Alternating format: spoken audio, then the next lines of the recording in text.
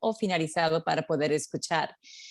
Por favor, recuerden que la interpretación no funciona en un Chromebook y tampoco funcionan si llamaron por teléfono, así que asegúrense de conectar a través de la aplicación de Zoom.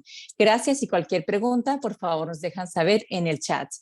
If you would like to listen to this rendition of this conference in Spanish, all you would have to do is select interpretation or your language of choice, and that is located in the bottom of your screen. You will see a little world icon. Press on that little world icon and then go to Spanish or English as your language of choice. If you are using a phone, this is located on the bottom right-hand side. You will see 3 little dots. You can just go to those 3 little dots and then go to language interpretation, then select English, and then hit done. That is all that you need in order to connect to the interpretation. And to all the speakers, we do remind you to please not speak as fast as I just did. I did this for the purposes of speeding up the instructions, but please bear in mind that we are interpreting everything that you're saying into Spanish. Thank you, and I hope you have a wonderful conference this morning. Thank you so much. Thanks again to Mercado, Angie, and the whole team at Language Services Solutions. We have enjoyed working and collaborating with you throughout these institutes and want to thank you for making these events more inclusive. So thank you again. We also have the option for closed captioning. If you would like to use closed captioning, please click on the CC icon and select Show Subtitle. To turn captions off, click on the CC again, and then hide subtitle. Today, we will be focusing on advocacy on the federal level. You will hear from some wonderful speakers and get to explore how to impact policy on the federal level. Advocacy on the federal level can influence national policy decisions that have implications for all other levels of government. While federal policymaking processes can be complex, advocacy at this level is essential as decisions at the national level reach everyone and thereby can be key to achieving equitable outcomes. Today, we're going to explore effective strategies for advocating on the federal level for policies that impact families, youth, and children. Just a couple of housekeeping items first.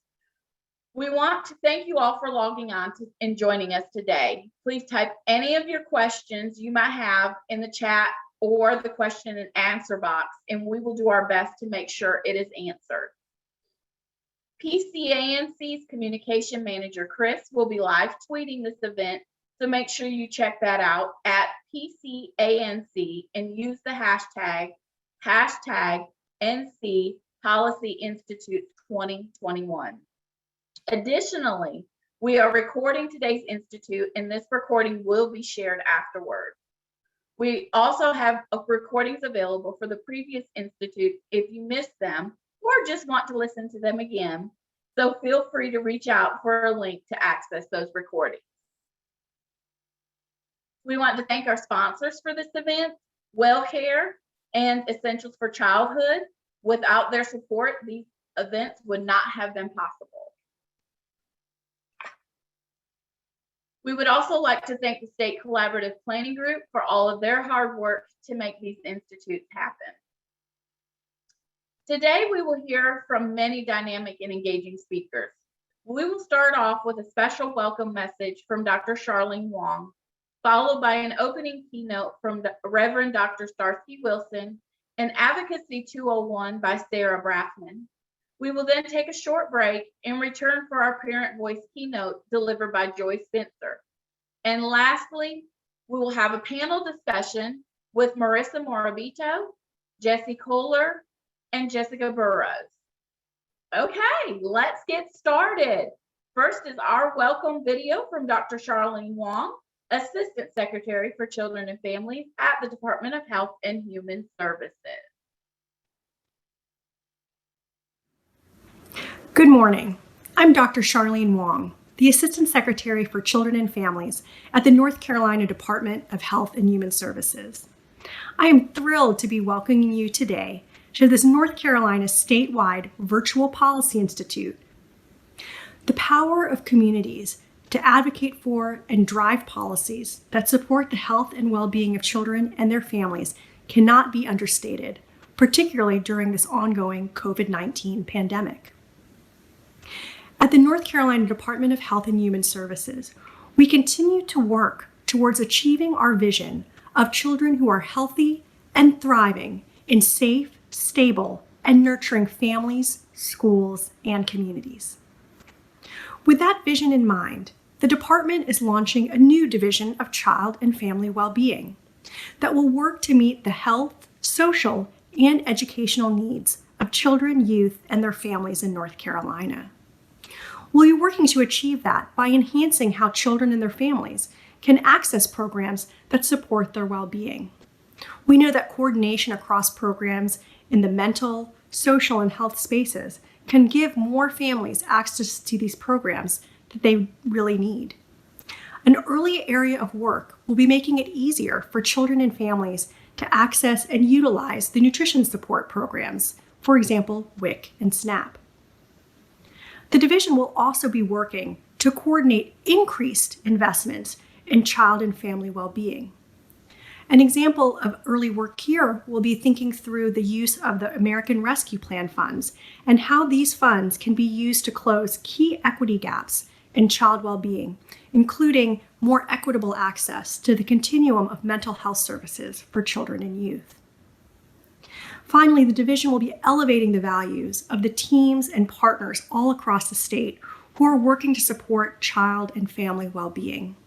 We're working to create a thriving culture in the division, as well as with partners, to really celebrate the positive impact that we're having on child and family well-being.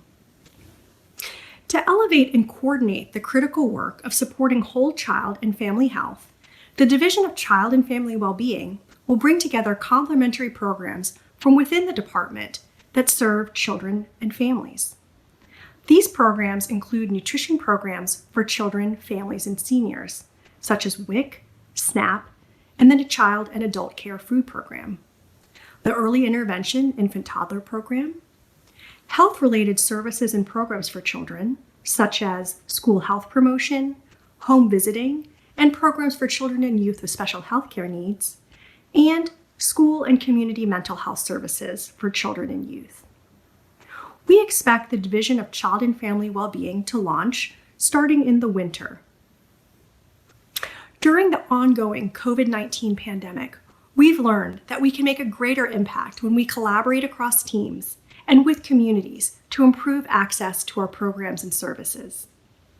We are proud of how we at the department, and with so many partners across North Carolina, including all of you here today, have transformed how we work together as a team to serve children and families during this unprecedented global crisis. Thank you so much to the organizers of this virtual institute for creating a space for us to connect and to build and strengthen the skills that we all need to advocate for children, youth, and their families. These collective efforts will allow us to make that positive impact for children and families that we're all looking for by ensuring that the programs and services are available and reach those who need them the most. Thank you and enjoy the Institute. Thank you so much, Dr. Wong. Now we are honored to be joined for today's opening keynote address by the Reverend Dr. Starsky Wilson, President and CEO of the Children's Defense Fund. Thank you so much, Reverend Dr. Starsky Wilson, for being here today. I'm going to turn it over to you. Good morning. It is indeed my honor to be able to join you there in North Carolina. I joked with some folks earlier this week on Twitter that I would try to wear the right color blue, but I was biased, having spent some time on the campus of Duke University in some of my academic training, but I didn't want to risk it, so I decided to stay totally away from that. All those things being said, I'm pleased to greet you on behalf of the staff, the team, the volunteers, those who work and advocate with the Children's Defense Fund all over the country, to applaud and appreciate your efforts in North Carolina to advance the thriving, the flourishing, the well-being of all North Carolina's children. And as I sit here, having worked with partners in Illinois over the course of the last 2 days and those in New York over the weekend, I come encouraging, inviting, imploring, and trying to engage you, even to entice you into the work of federal policy advocacy to bring us all to the point where all children in America may thrive. As I note, I do this work first and foremost as an advocate here for just about a little under a year with the Children's Defense Fund. But my grounding in child advocacy began in the middle of the country doing this work at a local and state level for the last decade at an organization called the Deaconess Foundation. Deaconess work was to advance child well-being through racial equity in the states of Illinois and Missouri, specifically in the St. Louis metropolitan region. There, I got to work with folks like you directly on a daily basis, hand in hand, arm in arm, sleeves rolled up with the reality of proximity of children and youth, always in our hearts and our minds and at the fore in our discussions. On the local and state level, we were able to remember, to engage, to lift up and to listen to the voices of children and youth and parents who sought the best for themselves, who were able to articulate their hopes, and who were able to inform, engage, and often even to alter the behavior that we engaged in as child advocates in order to paint a picture of public policy with children at the center. I was moved, frankly, by the work of young people who, in the context of the Ferguson uprising, when Michael Brown, an 18-year-old young man, a recent graduate from one of our local high schools that was wrestling with the realities of redistricting and wrestling with the realities of school accreditation, had his hopes cut down in an interaction with police, the neighborhood near his grandmother's home. And on that day, it was young people, young voices who saw themselves in his story, who came to lament his loss, and who then came to question all the systems and the stories about America that they had been told. They came to question the idea of deferred gratification in the interest of advancement. They came to question the concept of education as one of the inputs for economic and family mobility. They came to question whether they were safe in their own homes, in their own neighborhoods, if they were doing the things that we taught them to do. And their questions, as most young people's are, were on point. As they questioned whether deferred gratification and education would advance them, they were right, as they were part of the first generation of American citizens who would not do as well as their parents, even though they were more educated as a generation.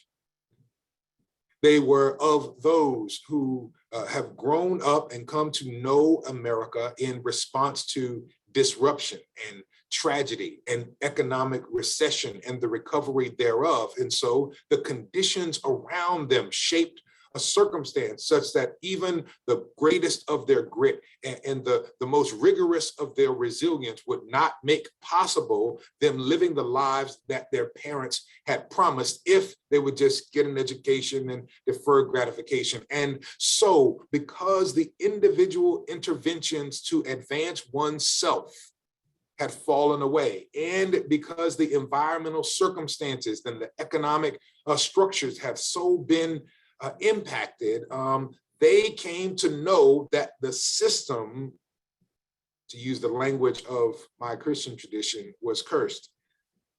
And they came to begin to curse the system.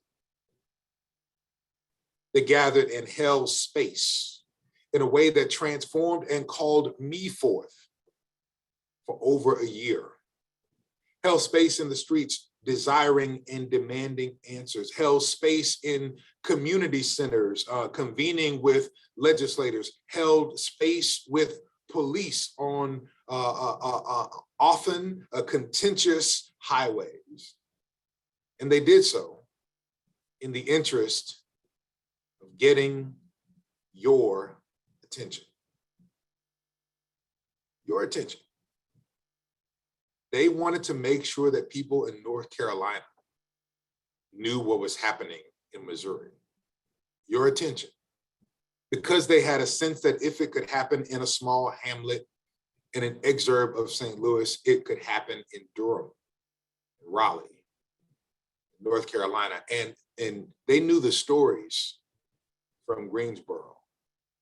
And they wanted to make sure that those who understood what has happened in the past in Greensboro recognize that it was happening in the present in Ferguson, because they understood that, which Dr. King tried to remind us, that we're caught up in an inescapable network of mutuality, one single garment of destiny.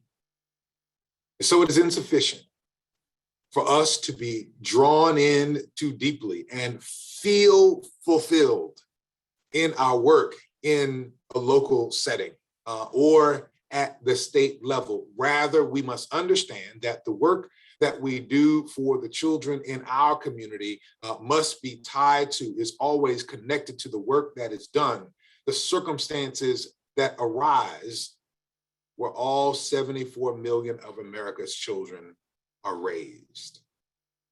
And so I come to you today inviting you, encouraging you not to move to Washington, D.C. I've not been there long enough to recommend it. Frankly, I miss being back in a place where I get to see those faces every day. Not to crash the Capitol or the Hill. Indeed, there have been increased security measures that may keep you from that, but to always pay attention to what is happening at the federal level, because frankly, you who are grounded in community, you who are rooted in relationships with children and youth in a real space and place, and you, especially in North Carolina, a state that is so critically important to all of our national discussions because of your growing, your shifting, and your balanced demographics, you are critically important to the federal dialogue for advancing a child-centered policy agenda that integrates the lived experiences of young people from across America and focuses on advancing child well-being by considering in a focused way, in a critical way, racial justice and racial equity. I say this last piece not inconsequentially. I suggest it because while we were paying attention to protests and to a presidential election and to the realities of the COVID-19 pandemic in 2020, it was the first year in American history where the majority of her children became children of color. Indeed, most children in America are Black or brown. And so to do this work of policy advocacy for children and youth, we must consider disaggregated data. We must consider the impact on disparate communities. We must consider how it impacts Black and brown children so that we implement policy that advances the hopes of all children. And in this moment where those of us who are of church and faith traditions have had the language that we thought was ours of reconciliation, drawn into a public dialogue over finance and budgets, when we thought that we had been given the responsibility and the ministry and service of reconciliation, and we see it being debated by senators and congresspeople as representatives, we come to know that there is indeed a tie between the two. that our faith and how we finance the vision for the public and common good are deeply intertwined and connected. And we cannot have reconciliation of relationships or reconciliation of disparate circumstances among people, reconciliation of disparate social outcomes and inequities, and eliminate disparities if we do not get to reconciliation of some of the realities of the budget that we are wrestling with on Capitol Hill right now. And so I invite you into a particular moment of federal advocacy. I invite you into a moment where we have some of the most bold and audacious legislation for young people hanging in the balance. In a moment where it has been made clear that an expanded child tax credit, that an adjusted child tax credit makes possible the impact of investing in the lives of 23 million children who prior to the pandemic did not have access to this life-supporting, self-sustaining, door-opening financial support because their parents earned too little money. Their parents didn't earn enough to make the filing requirements or were not in the workforce, so they could not have access to the support that their children living in the deepest depths of American poverty needed. And now, in federal policy conversations, we are wrestling with whether we will extend this critical support that is available to all children in a way that is more permanent than even what we have offered in every English-speaking American and in every English-speaking industrialized nation on the face of the globe, except this one.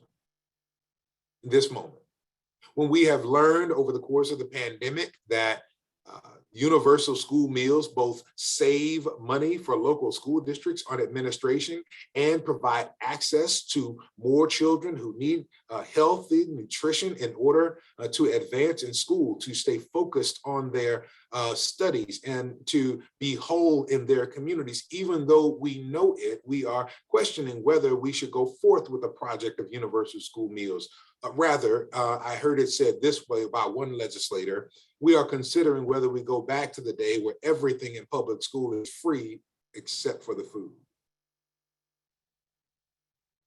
And so in this context, because of how you are positioned with proximity to children and youth, because you still have the everyday energy and opportunity to be impacted by the joy of a child singing and dancing, and have that to inform and energize the work you do from Monday through Friday. Because you are in such a critical space and state as North Carolina, I am inviting, imploring, and trying hard to to antagonize you into giving even more energy to federal policy legislation. This is a critical moment for children that we may not get back again for a decade. And you are a critical component, voice, and people in this work. And so I want to invite you to do three things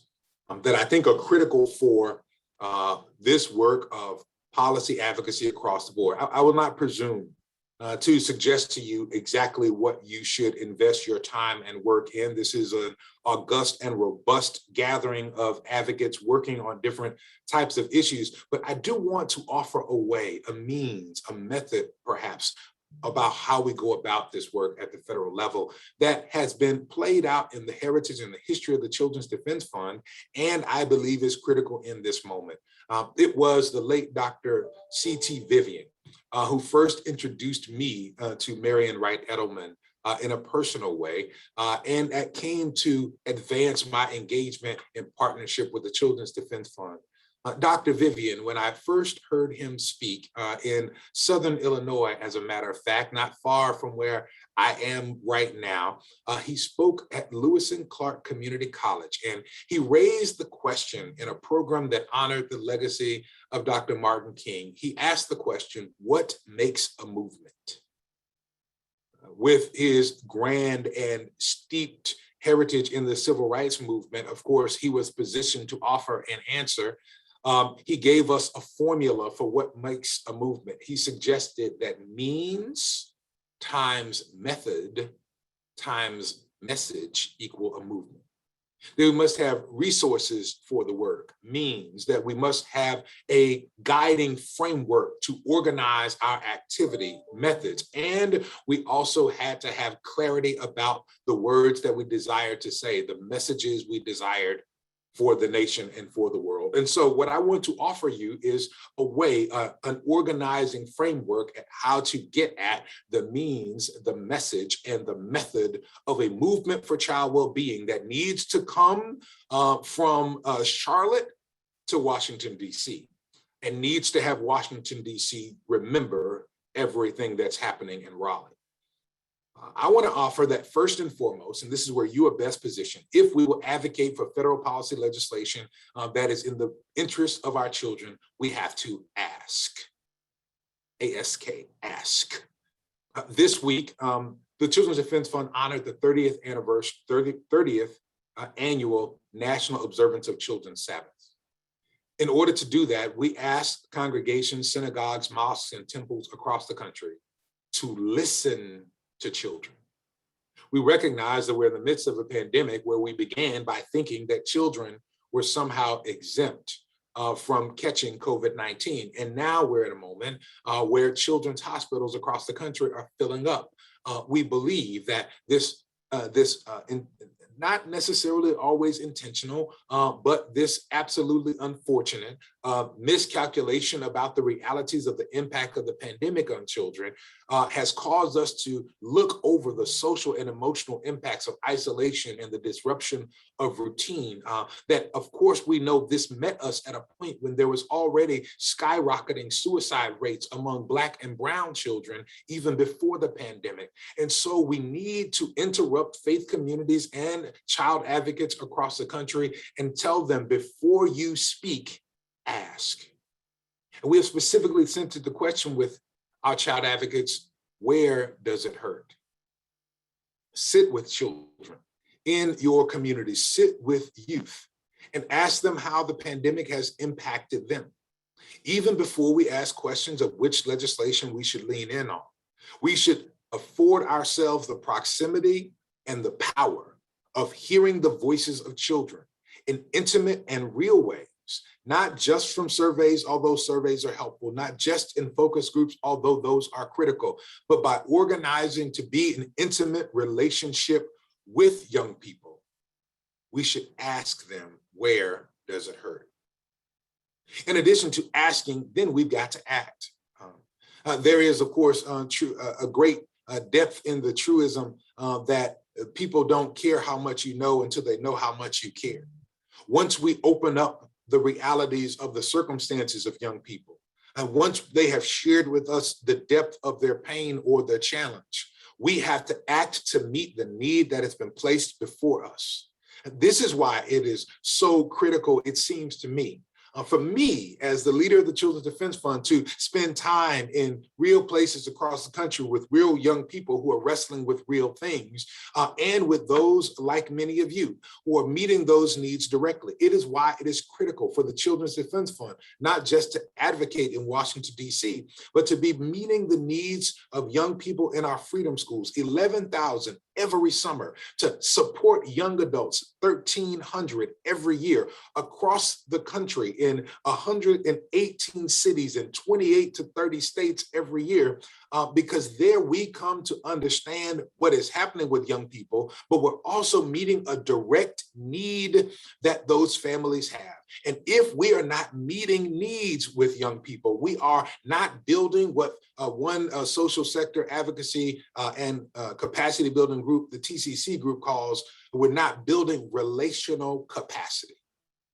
making the connections with the communities whom we say we serve, whom we say we support, hearing their voices and engaging in feedback loops, and building, most critically, the trust that is required to move together. After we ask and people have shared the deepest of their needs, we must act to meet those needs. Then and only then are we positioned to effectively advocate. as we amplify their voices.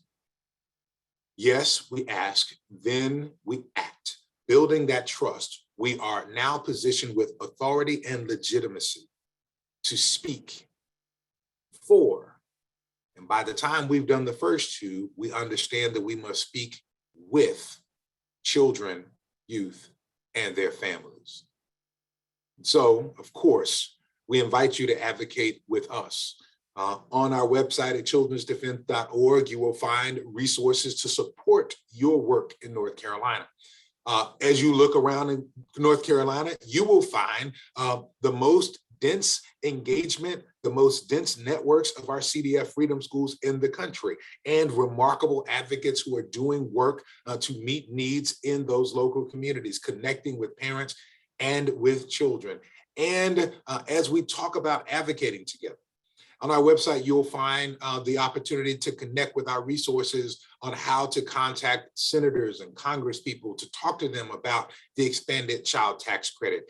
There you will find an advocacy hub specifically around these issues, but also multiple issues that may meet the multiple partners on this call who are advocating for health and nutrition, who are advancing desired expansions in early childhood investments within your state and on a national level. There you will receive resources for the conversations about youth justice and how we might reimagine systems of safety as we honor public health as public safety. And this work informed by young people across the country who are trying, like Rasheen, like Alexis, like Brittany, like Mackenzie, like Tef, Kayla, all those young people who inspired me back in Ferguson, who gathered lamenting the state of America's children, holding space outside so their cries might be heard, trying to get your attention in North Carolina, to invite you to use your power to speak for them as you speak for youth in North Carolina, in Washington, D.C. And in some way, I believe they sent me here to speak with you. So I invite you to respond to their cries. That is my extension, my offering, and my invitation. And my commitment is to be with you, for CDF to be with you as you engage in this work. God bless you and God keep you is my prayer. Peace. Thank you so much, Reverend Dr. Starsky Wilson, for that wonderful message, inspiring and amazing, powerful words to start us off here today. Truly appreciate it. We have put the link for CDF in the chat box and also their Twitter. So if you guys would like to connect with them, go ahead and click those links or copy and save them for later. Thank you so much again. That was awesome and powerful message to get us started off here today. I am now going to turn it over to Sarah Braffman. She is the director of the DC office and senior policy counsel from A Better Balance, who will be giving us today's Advocacy 201 presentation. Sarah, the floor is yours. Thank you so much. Thank you to Reverend Dr. Starsky Wilson. That is a tough act to follow, and you have given us such a beautiful foundation on which to think about federal advocacy and think about how we can engage our children and our communities. And I hope that through this presentation, I can help further that and build on that foundation that the Reverend Dr. Starsky Wilson just gave us and the call that he has put out to us. My name is Sarah Braffman. I am Senior Policy Counsel and Director of the DC office at A Better Balance. A Better Balance is a national legal advocacy organization. We are based in New York City, have offices in Nashville, in Washington, DC, and in Denver, Colorado. And our mission is to advance justice for workers and for their families so that no one needs to choose between caring for themselves, caring for their children, caring for their loved ones, and their economic security. And we do that in a variety of ways. We do policy advocacy, like we'll discuss today. We do direct legal services. So we run a free legal helpline where anyone from around the country can call us with questions about their rights and with questions about how they can both care for themselves and their loved ones and continue working and maintaining their economic security.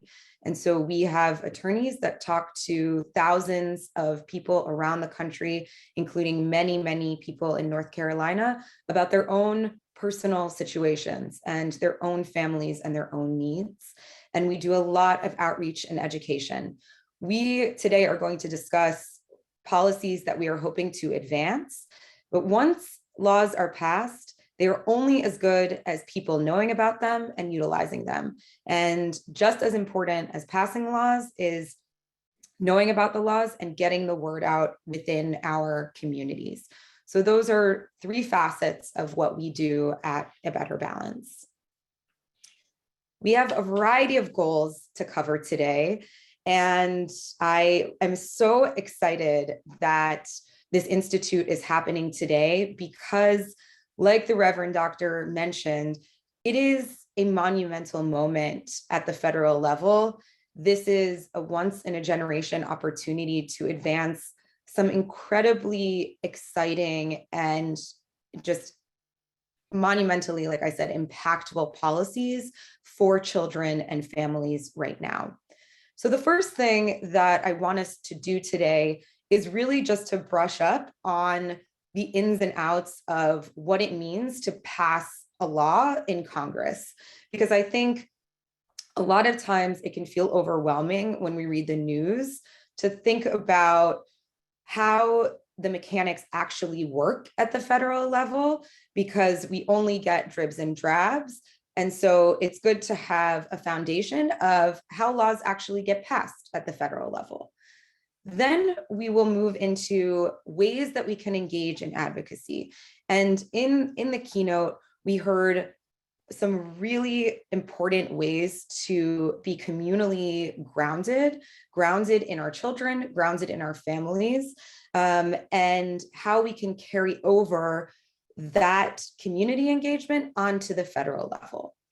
The third piece is gaining strategies for effective persuasion.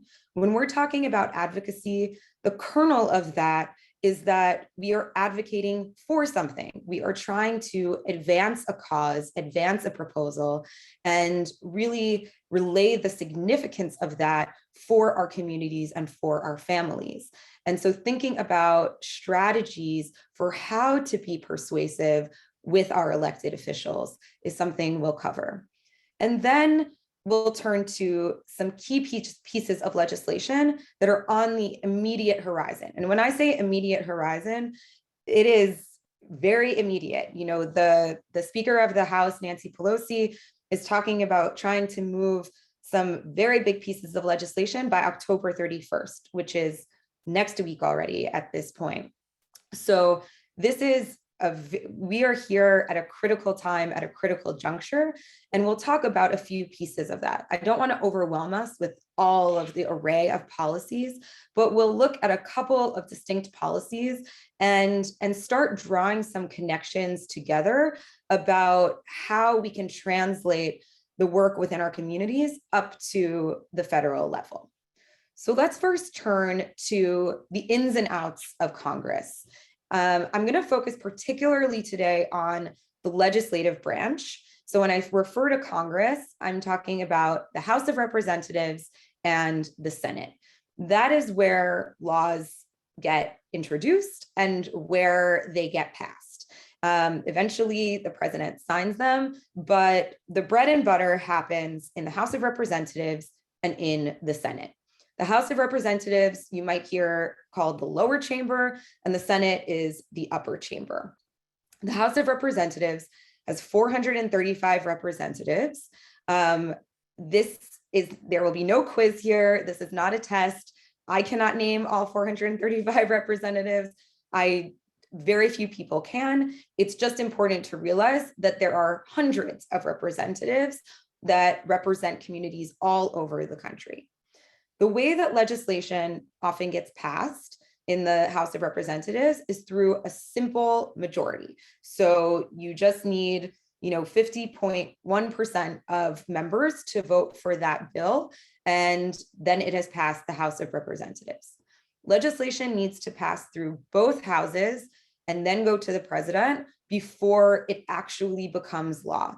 So when you hear in the news that a bill passed the House, that is an incredible hurdle, but that does not mean the bill has become a law. That means it has passed one house and it needs to go to the Senate and needs to pass the Senate and needs to clear that second hurdle.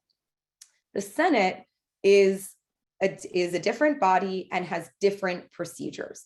You'll often hear people who work in Congress say that the House of Representatives and the Senate are each their own special, unique flower, and they both have different rules and different processes. And this is where we get into a little bit more of the nitty-gritty, which is that legislation can pass in the Senate with a simple majority as well. But many of you have probably heard of something called the filibuster. And what the filibuster is that although legislation can pass with a simple majority, there's something called the Senate cloture rule, which requires 60 votes within the Senate to end debate on the bills. And so if they don't have 60 votes, that means the bill has been filibustered at this cloture stage, and it means debate can go on ad infinitum, forever, which basically means the bill can never reach the point where it could get that simple majority vote because it is being held back by this filibuster. Currently, the Senate is evenly divided between 50 Republicans and 50 Democrats. And so when something can pass through, the 60 vote threshold and then reach the vote stage, if there is still a tie, then Vice President Harris is the tiebreaker of those votes. So it's not, again, there is no quiz at the end of this, but I just want to give us a little bit of a foundation of what we are dealing with in terms of the House and what we are dealing with in terms of the Senate. I think the takeaway from this is just the Senate at this juncture has a higher threshold that they have to meet in order to pass legislation. One important piece of doing work in North Carolina is knowing your representatives in the House and knowing your senators. So I included a list here of I believe 13 representatives that are in North Carolina. There's a great website that is run by the House of Representatives where you can put in your zip code, you can find your representative. Please don't be ashamed. Most people have no idea who their representative is. And so it's always good to refresh yourself. The other piece is that districts can change, representatives change. There are elections every 2 years in the House. And so there is just constant turnover of representatives. And so it's always good to familiarize yourself with who is the current representative in your district. In the Senate, there are 2 senators for every state. There is a senior senator and a junior senator. The senior senator in North Carolina is Richard Burr, and the junior senator is Tom Tillis. And Richard Burr not only is he a senior senator, but he is a particularly powerful senator because he is what's called the ranking member of a very powerful committee called the Health, Education, Labor, and Pensions Committee, the HELP Committee. And that's where a lot of policy that impacts children and families happens. And as the ranking member, that means he is the minority member because technically the Democrats are in the majority because Vice President Harris is the tiebreaker. But North Carolina is in a particularly powerful position because Senator Burr is himself in a powerful position. Next, we have just a little bit more about the time frame and how bills get passed. So every bill that is introduced each Congress has to pass within 2 years. So it really goes on the schedule of, you can think of it as the schedule of the House of Representatives. So although some senators have 6-year terms, legislation itself has to pass within a 2-year term. And so Congress is divided into those 2-year terms. We are now in the 117th Congress, which means that bills that are introduced January 3rd, 2021 have to get passed by January 3rd, 2023. If a bill does not pass fully through both the House and the Senate and is signed into law by the president, then you have to start all over the process of introducing the bill, of moving the bill through through both houses. That all starts over again. So how does a bill ordinarily become a law? We'll talk a little bit about the unique process that is happening right now, but ordinarily a bill is introduced by a member of Congress, and then that bill is assigned to what's called a committee of jurisdiction. And usually that committee of jurisdiction is in a topic area that relates to that bill. So if it is an education bill in the House, it would go to the Education and Labor Committee. After the bill is introduced, the next step is for that committee to hold a hearing on the bill. Often when they hold a hearing, they will bring in experts. They might bring in someone who has experienced a trial and tribulation that has led to the introduction of the bill. And committee members will ask lots of questions of those experts to really gain an understanding of what this bill does. Thousands and thousands and thousands of bills are introduced every year in Congress. Not that many get hearings, but it's important to remember that members of Congress are dealing and sort of sorting through all of these pieces of legislation, and having experts and having people from within communities to educate them on these issues is of paramount importance. What happens after a hearing is that the committee will what's called mark up the bill. And at that markup, they might debate it a little bit more, they might make amendments, and then the committee decides, should this bill pass through the committee and get a vote on the House floor or the Senate floor. And if it passes through that markup process, then the next step is that the bill can go to the floor and be voted on by the entire body. So the committee is sort of the gatekeeper and, really delves in and digs deep into the bill to understand it, to really see if it's something that is ripe to be voted on by the entire body. Every member of Congress sits on various committees and often prioritizes legislation that would fall under the purview of that committee. So if someone, for instance, is on the Senate Armed Services Committee, just as an example, they would likely introduce legislation that relates to armed services, because that member sits on that committee and will have an opportunity to represent that issue in a deeper way on that committee. So that's just a little bit of an overview of how a bill becomes a law. Then let's turn to a term that the Reverend Dr. Starsky-Wilson also mentioned today, which is called reconciliation. Reconciliation is a different process by which legislation can pass through the House and through the Senate. And it's a process by which the bill can pass through a simple majority, including in the Senate, and cannot be filibustered because there is a limit on the amount of debate. So if you remember, the whole thrust of the filibuster is that basically it's saying, we are not agreeing to end debate. We will debate this until the end of time, and so this can't come to the floor. Reconciliation is a process by which that can't happen. And so you can reach the stage where you only need to vote on the legislation through a simple majority. The interesting thing about reconciliation is that not every bill or issue can be included in a reconciliation bill.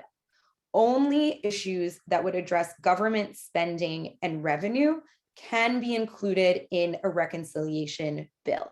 So when we are hearing about President Biden's Build Back Better package, which includes a whole array of issues that we'll talk a little bit more about, but issues like the child care tax credit, issues like investments in childcare and in universal pre-K, paid family and medical leave, home care, all of those are issues that would have a budgetary impact and would require spending and revenue, which is why they can be included in a reconciliation bill, because the bill has to include budgetary impacts.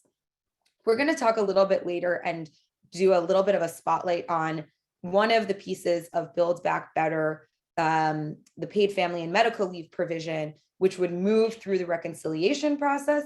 And we'll also talk about a bill that is currently moving just through the regular process that I described earlier. So that's sort of a foundation of how things move in Congress, what the composition of Congress is, and to sort of give us a foundation of what the federal landscape looks like. Now, the Reverend Doctor spoke a little bit about why federal policy is so impactful for our families, for our children, and why it really touches us on a day-to-day basis. It can be pretty easy to kind of ignore DC. I understand the impulse to want to ignore what's happening in Washington. It can often feel like a confusing mess, honestly. But federal policy is incredibly, incredibly important to our daily lives. The federal government, really what they do is set a floor for our basic rights and protections.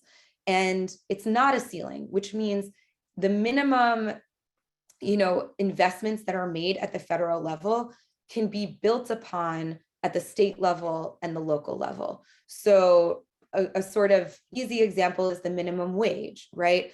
There's a federal minimum wage, and states can always go beyond that and pass a larger minimum wage. There is federal anti-discrimination law, right? That employers cannot discriminate based on race and sex and religion. But that sets a floor, not a ceiling on protections. The air we breathe, the cars we drive, everything that the federal government regulates is impacting our daily lives. And what we'll talk about a little bit with Build Back Better is that a lot of investments that the government makes are funneled through our states and localities. So one prime example that many on this call are probably familiar with is the WIC program. And the WIC program with supplemental nutrition, that is a federal program, but it is funneled through our states and administered through states. So despite the fact that all of this might happen in Washington, it will eventually funnel down and trickle directly into our communities, and our communities will be able to control how those funds are dispersed. So to be able to talk fluently to your federal legislators to say, I know that those dollars are going to actually impact my community is crucial to the entire process of federal legislation, and it ultimately impacts all of us on not just a sort of grand scale, but on a granular day-to-day basis. So let's move into a little bit about what we're talking about when we talk about doing advocacy. And I think it helps just to start with what advocacy is. And that is the act or process of supporting a cause or proposal. And so every one of us in our lives is an advocate. If you go into your child's school and say, there needs to be a better free lunch program, you are an advocate. If you go to the grocery store and you make a suggestion about products that should be on the shelves, you are an advocate. Every one of us in our daily lives, when we stand up for our communities, when we stand up for our children, when we support each other, that is advocacy. I think it can be a little bit daunting to some folks to say, oh, well, I am an advocate and I am going in to support X, Y, or Z piece of legislation. But if we just think about advocacy as supporting the issues that we care about and wanting to make that support clear for those who are decision makers and sitting in seats of power in Washington, D.C., then I think we can all get a little bit more comfortable with that term. And I think another way of looking at it is as a change maker, right? We all look around and see so many different aspects of our communities that would benefit from change and from progress. And so thinking of ourselves as change makers and progress makers is the same as thinking of ourselves as advocates. So that goes to the fundamental point, which is that anybody can be an advocate. You don't need to be paid to do this work. It doesn't need to be your official job. If you care about something and you want to make that support known, you are an advocate. So what are different ways that we can make our support known? There are a host of different ways. And I want to break it down into sort of direct and indirect ways to try to trickle up what we are doing in our communities to our federal legislators. And I think the first and foremost piece of this is that federal legislators really, really, really want to hear from their communities. Every time I go into an office and I talk with a member of Congress or their staff, they always say, I need to hear from my community. I need to hear from people that are directly impacted by this issue. They don't care that people in their community aren't necessarily paid to do this, that it's not coming from an official place. They are happiest to hear from people in their own communities, and their doors are open. So I think there is sometimes a feeling of like, how do I even access these people? Well, their job is to be available. Their job is for their physical and virtual door to be open to you. And I also want to be here to serve as a resource to make sure that those doors are open to you. So the first sort of direct way that you can access your legislators is calling or emailing them. It's very simple. I think we hear that all the time, like take action, call or email your legislator. I can tell you most offices will usually track those calls and track those emails and try to get back to their constituents, because their constituents are their primary concern and their primary focus. So that's number one, just call or email them. The second is don't be afraid to ask to meet with them. Ask to meet in person, in district, ask to meet virtually. You know, the whole landscape has really shifted in a way where a lot of legislator staff is very accessible through Zoom, through any sort of virtual platform. A lot of offices are also, starting to meet again in district. So it's not the case that you always have to travel to Washington, D.C. to meet with your legislators. They love to meet within the district, and everything gets translated to their D.C. office, and those meetings definitely still have an impact on what's going on in Washington, D.C. I think what's also important to remember is that a lot of times the legislator themselves might not be able to meet, but their staff can meet.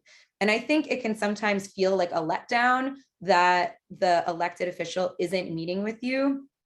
I will say I do this work day in and day out. I rarely meet with the legislator. I almost always meet with staff, and their staff are incredibly powerful, and their staff are the subject matter experts for them. So these legislators are carrying a lot of information in their heads, and they rely on their staff an incredible amount to make recommendations to them, to write memos to them on what legislation they think they should support. So often actually meeting with the staff, you are building the message and building your power with their staff. And I think the other thing to keep in mind is that one person, one story, one experience can make a difference. I have been in a meeting with one of our community advocates who experienced discrimination firsthand, went to her legislator, shared her story, and right on the spot, the legislator said, turned to his staff member and said, sign me onto this legislation right now. And it was not, I will say, it was not a legislator for whom that was a surprise to us. We did not go into that meeting thinking that this person would just immediately get on board. We thought it would be a much longer process to convince that legislator, but that one person, that one experience, that one constituent made all the difference. So I think I never want that to sound trite, but there is real truth in the fact that your experience, that the experience of your communities can make all the difference in persuading a legislator to care about an issue that they have never thought about before. And the important thing, again, to remember is that these legislators and their staff are accessible. They are here to serve you and your community, and they want to meet with folks in the state. And so I think when there might be an impulse to think, oh, this is Congress, this is the Senate, this is the House of Representatives, why would they want to talk to me? Try to dispel that sensation, because that is all they are there to do, is to talk to you. And that is all they want to do, is to talk and to understand what their communities care about. So that's sort of a direct way to speak to your legislators. And you'll see here are pictures of many of your colleagues in North Carolina, in DC, right before the pandemic. I want to say 2 weeks before. It was late February of 2020.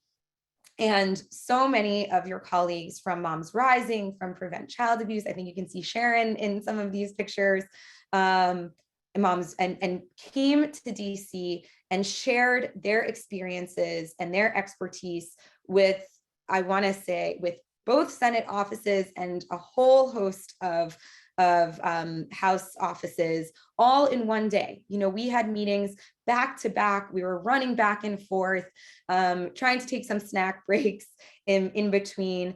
But they made an incredible, case for a bill called the Pregnant Workers Fairness Act to protect pregnant workers. We'll talk about that in a little bit, but I just can't overstate how powerful the presence of all of these experts and parents and advocates were in making the case. And that's why you had Senator Burr recently in August move that bill through his committee, because he heard from so many North Carolinians about how much they care about the issue. I am convinced in my heart of hearts that that experience really turned the tide for North Carolina, the North Carolina delegation and the North Carolina senators. So it may look a little bit different now because of the pandemic, but in some ways it's easier because we could get on 5 calls together all in one day, and no one needs to schlep up from North Carolina to DC to do that necessarily. So that's just, one way of direct representation, and how North Carolina has really been leading the way on doing that kind of direct advocacy. Then there's more indirect advocacy, and that can come in many, many, many forms. So a letter to the editor, an op-ed in local or state publications is very, very powerful. I think some people think my op-ed is only going to get read if it's in the New York Times or the Wall Street Journal. That is absolutely not the case. Federal legislators read and collect information from their local publications. And often they actually like seeing issues in their local publications more than the national newspapers, because it really shows that this is something that is important to their specific communities. And I would say for the House of Representatives, where their districts are even smaller, the senators represent the entire state. The representatives represent different districts. Writing a piece in a local paper within the district is just as powerful for that legislator as it is necessarily in a huge national publication.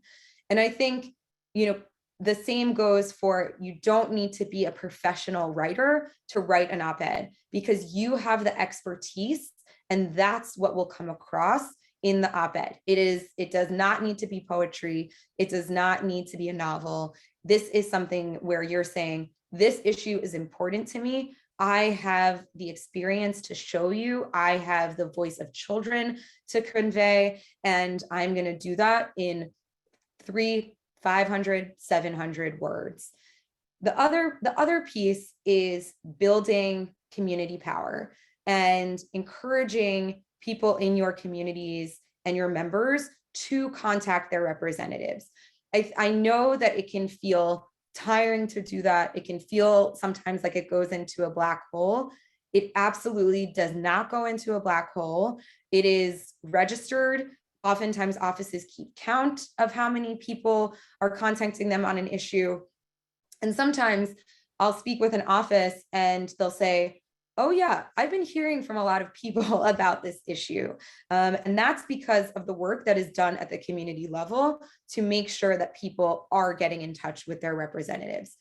Like I said, there are thousands of bills that are introduced. So if they get 10 or 15 phone calls on one piece of legislation, that really lifts and elevates the importance of that issue to that office, because they see, oh, this is something that we should probably be paying attention to because people really care about. The same goes for doing a petition or a sign-on letter that accumulates, members of the community, organizations in the community, and can be very, very powerful for a member to see, oh, wow, there are 10 big organizations in North Carolina that specifically care about this issue. I need to look twice at this, and I need to think about it closely. Other pieces that I think are incredibly powerful are collective action. And it doesn't need to be in DC. It can be within the community, but holding a press conference, right? Outside of a school, outside of a hospital, outside of a community center, in a park, and doing that maybe when the representative is in town and they can really see and hear how important this issue is to their community.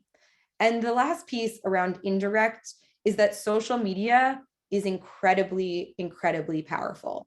Almost all representatives will have someone in their office that is dedicated to monitoring social media and to posting on social media.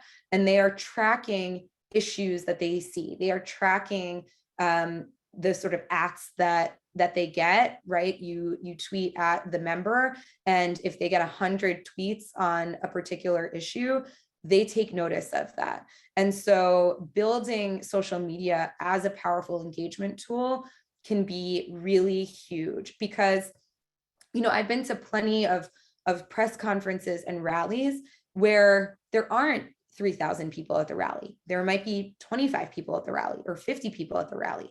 But if all 25 of those people are tweeting and then other people are retweeting, all of a sudden it's amplified exponentially. And now you have thousands of people engaging from a rally that maybe only had 25 to 50 people. And so all of a sudden that local action has taken on a statewide significance or a national significance. And that can be hugely, hugely powerful. So moving from sort of tactics into ways to be effectively persuasive. So the number one sort of piece that we hear from folks is they want to hear about personal stories and stories from, the members that you represent. That's number one. The second piece is that when you're talking to a staff member or a legislator, it's important to sort of pick up on questions they ask and listen to what they say, right? If they ask a particular question, that might be because they have a particular interest in that facet of this issue. And so if you listen to that, you can follow up later with information and say, oh, I remember you talked about this. It seems like you really care about that. And this is why we have information that actually connects to this issue. The other piece is that you may talk to legislators that don't always see eye to eye with you, but that's okay. That is okay. It's important for them to hear from you nonetheless. And it's really about having a discussion with them. It's not meant to be a sort of intense debate with their office, but it's about opening a dialogue so that when this issue comes up again, the member thinks to themselves, oh, you know what? I have a lot of constituents that really care about this. Maybe I can't meet them all the way, but maybe I can meet them halfway. And that is progress, right? Progress is not always getting the representative who doesn't see eye to eye with you to vote on every piece of legislation you care about, but to move the needle with them, to make them understand the importance of what you are trying to relate to them. Next is knowing your audience, right? That's, again, understanding and going in with a little bit of what they care about. So, and connecting the dots for them on, oh, I saw that you cared a lot about rural nutrition. Well, this is why this nutrition bill is incredibly important and why it would actually impact rural communities. And so connecting the dots for them as well. And focusing on shared values, right?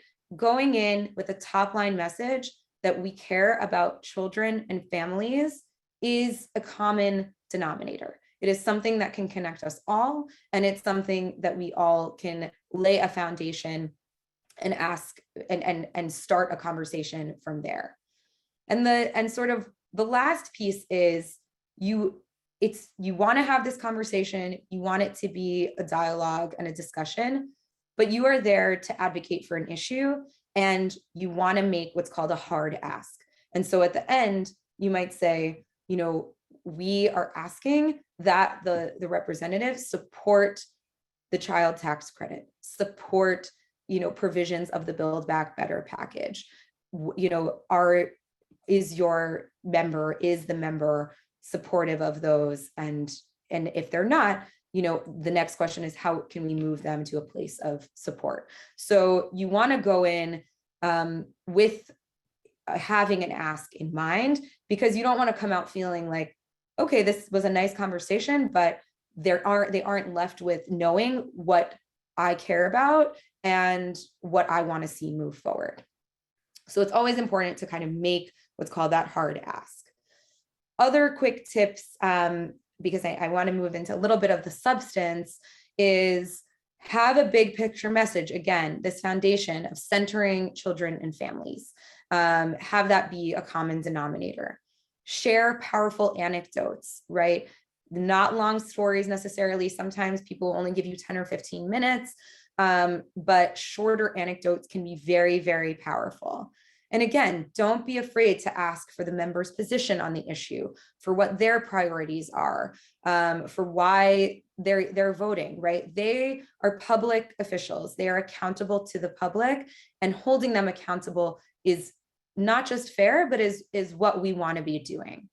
And the last piece on tips is that follow-up is incredibly, incredibly key to being a powerful advocate. You meet with the person, it's very exciting. Follow up with information, follow up with another anecdote, follow up, right afterwards. And then also in a couple of weeks, just wanted to check back in. If you saw an article, let's say, that speaks to the issue, I saw an article in a local paper wanted to flag this for you, would love to continue this discussion. But when you follow up, they know you are serious about the issue, and they know how deeply you care about the issue. And they'll also come back to you with questions, right? You want them, this is all about relationship building. So much of what happens at the local level, the state level, and the federal level is relational. And the more you can build a continuous relationship, the more impactful the advocacy can be. So I want to talk just for a few minutes. I don't want to overwhelm us with current policy proposals, but there is so much moving right now, and there is so much expertise on this call around these issues that I just want to flag a few prominent issues that are percolating at the federal level. So President Biden's Build Back Better package, that's the package that would move through this unique reconciliation process, includes a whole host of things, but has many facets that are really important for children and families. And this is even a non-exhaustive list. So there's 12 weeks of paid family and medical leave being proposed in this package. That's 12 weeks to care for a newborn child, to care for a seriously ill family member, to care for your own illness, and to be paid when you are doing that. So you don't have to choose between your job and that caregiving. The second is major investments in childcare and universal pre-K. The initial proposal is $450 billion towards building a much more robust, much more affordable childcare pre-K system, extending the childcare tax credit that was originally extended in the American Rescue Plan. This would make that tax credit more permanent and just be an incredible help to millions upon millions of families. Incorporation of investments in Black maternal health, including extension of Medicaid for postpartum coverage up to a year. That is being talked about. And also there's a whole array. We can go deep into it, but those are sort of critical pieces within the Build Back Better package. And then there are other bills that are moving through that more regular process that we talked about that are also hugely impactful. I referenced before the Pregnant Workers Fairness Act, which a bunch of our colleagues on this call joined a lobby day for. That's a bill that has passed the House of Representatives already, just passed through that markup stage where Senator Burr was critical, and is ready for a vote on the Senate floor. And that would guarantee pregnant workers modest accommodations on the job, so that if they can't lift, they need extra bathroom breaks, they need light duty, they need a temporary schedule change, they can get those and aren't forced off the job for needing those modest accommodations. The last one I just want to flag is what's called the Pump for Nursing Mothers Act. That's a bill that would provide break time and space for nursing workers to be able to pump on the job, to have that time, to have that space. There is a federal law that provides that for a certain subset of workers. This law would extend that coverage to millions and millions of women of childbearing age that were left out of that law. And that bill is moving actually to a vote this Friday in the House. The House of Representatives will be voting on the Pump for Nursing Mothers Act. And if that passes, we'll then move over to the Senate as well. So those are just a few of the bills that are moving. I know our time is a little bit limited, but I just wanted to sort of start connecting the dots on a couple of these issues, because, you know, one might think to themselves, okay, well, I have this expertise, but how do I bring that expertise to the federal level? And what was beautiful about the North Carolina delegation at the Pregnant Workers Fairness Act lobby day is that the delegation came from all walks of expertise, whether it be expertise as a parent, because parents are experts in their children and in their own lived experiences, whether that be Sharon, who came from the purview of how does this help prevent child abuse, because when parents are less stressed, when pregnant women are less stressed, and have less on their plate, that can help prevent abuse down the line. To healthcare professionals, right? We had OBGYNs, we had people coming from WIC talking about how this will help further child nutrition. So everyone has a perspective to share, and all of those perspectives are critical. Even if it looks like, oh, that's a workplace issue, I don't work on the workplace specifically, but there are so many inroads into these issues and so many connections and levels of expertise that can be impressed upon legislators. So I'm going to move a little bit quickly through these just for the sake of time. But for instance, workplace pregnancy accommodations, a very strong maternal health connection can be made between providing accommodations and having really strong maternal health outcomes. So things like more frequent restroom breaks, being able to drink on the job, avoiding heavy lifting can prevent things like serious infection. It can prevent preterm labor. It can prevent miscarriage and falls and injuries. It can, of course, help protect against COVID-19 if someone can get personal protective equipment in the workplace. So all of that is to say, someone might come at this from the labor perspective. Oh, well, this issue is important because it keeps people attached to the workforce. Yes, there is that economic justice perspective to bring. There's also the maternal health, racial justice perspective to bring to the issue as well. So I'm going to skip over, just for the sake of time, the sort of nitty gritty of what the problem has been around accommodations.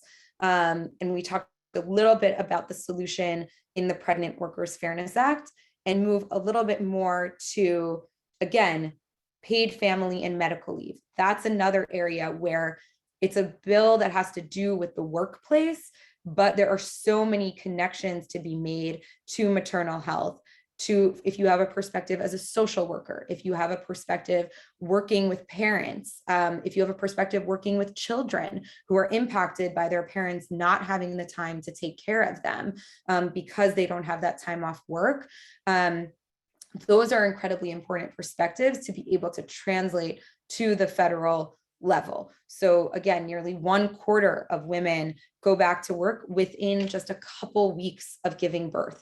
That can elevate risks around postpartum depression, around recovery, and those are points that all can be made to legislators. 1 in 4 Black workers report needing or wanting to take paid leave for family or medical reasons, but can't do so. So there is racial equity issues rooted in this larger policy. And women who take paid maternity leave have a 51% decrease in the odds of being re-hospitalized within about 2 years of giving birth as compared to those who don't. So none of this is meant for you to have to jot anything down or take notes or try to remember any of these statistics, but this is just an example of how different, there are different inroads to making the case for all these issues, and they come from all different directions. And you all have such amazing perspectives rooted in your members and in your communities that you can bring to your legislators on the federal level, and they want to hear from you. So the last piece that I want to cover is just, I hope that you'll join us in this movement, in this really amazing moment that we are in to advance really supportive, really groundbreaking proposals for children and families, whether that be the child tax credit, whether that be investments in universal pre-K and childcare to reduce cost, whether that be workplace policies like paid leave, like protections for pregnant and breastfeeding workers, like protections for sick time. There are so many ways to engage. And, I just want to invite you to visit our website, to contact me, to plug into this work however you feel comfortable. And lastly, I just want to say this presentation has been very focused on advocacy and policy, but like I said, there's so much rooted in just having and knowing the rights that you already have as a foundation to build on. And so we run a state-by-state workplace rights hub. You can go, we have North Carolina on there. You can see what's in place in North Carolina already. You can encourage your members to call our helpline to ask us questions. And you can also use that to inspire further action and further policy that builds on what's already in place in North Carolina. So I just wanted to emphasize that as well, that there are already protections in place. We're not starting from zero. There is so much more to do, but we do have a foundation to build on, and knowing what that foundation is and where we can start is really key. And so please, I put my email, and I know it'll be circulated. Please feel free to reach out to me directly if you want to engage. If you say, oh, this is my district, I would love to coordinate a meeting with X office. I want to be here to help you facilitate that and to sort of make DC a lot more transparent, a lot less intimidating, and help translate all the amazing work that you are doing at the local level and in your communities up to our federal legislators. So thank you so much for having me. I'm not sure if we have time for questions, but I am happy to answer questions if you have them, or to answer them over email as well. Yes, thank you so much, Sarah. This was so informative, and just thank you so much for making this information accessible for everyone too, and really getting down into the nuts and bolts of how this process works. Really excellent. Very, very appreciative of it.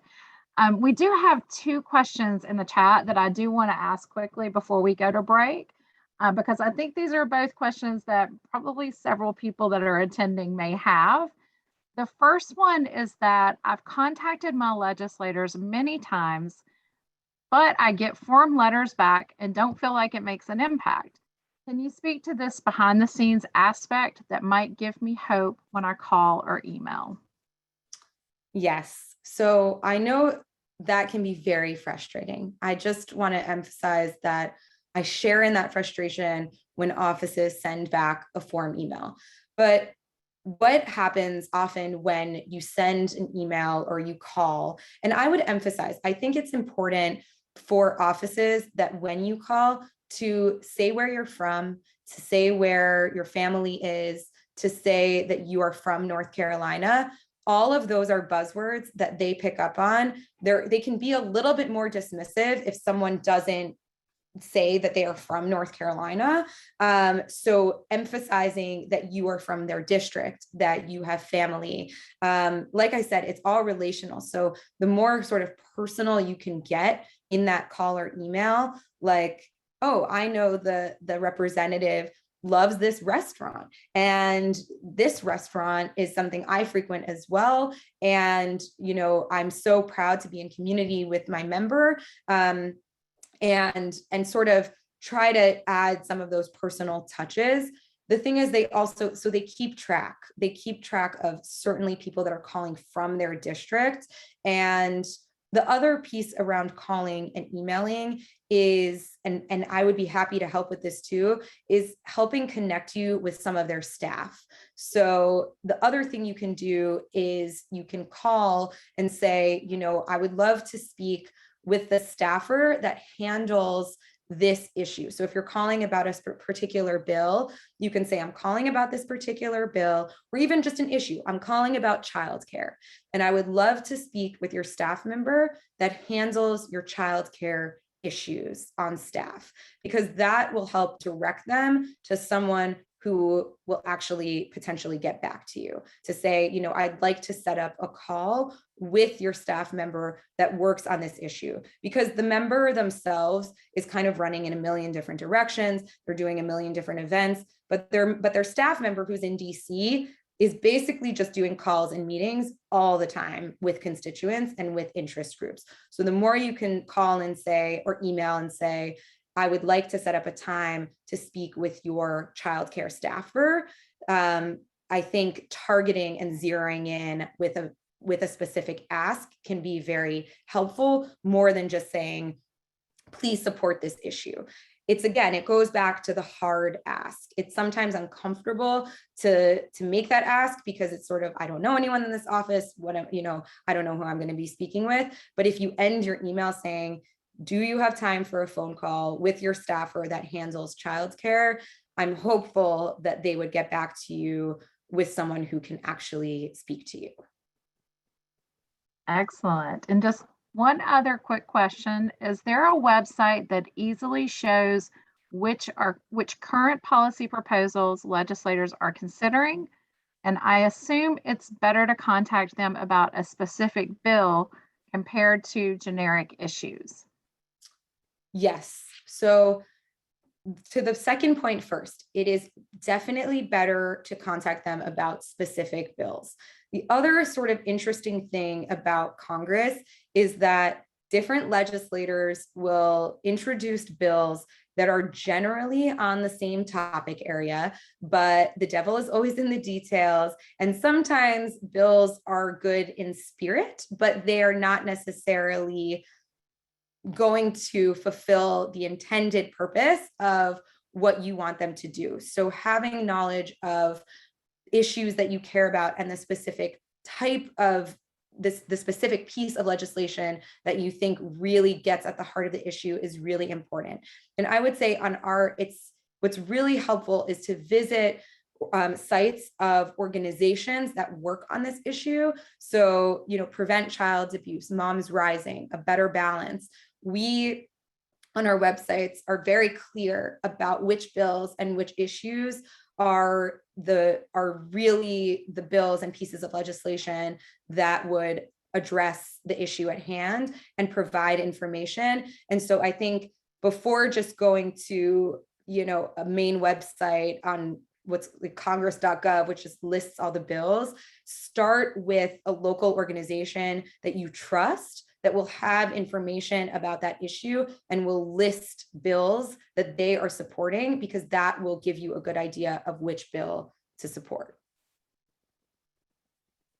Great. Thank you so much. And also, I just want to mention NC Child is also a really great organization here in North Carolina to go to as well to see different bills and where they are. So, Stacy, do you want to take us into our break?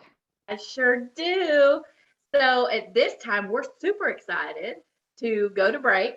We're going to give you guys 8 minutes for break to stretch and get ready for our awesome parent voice keynote and our awesome panel discussion.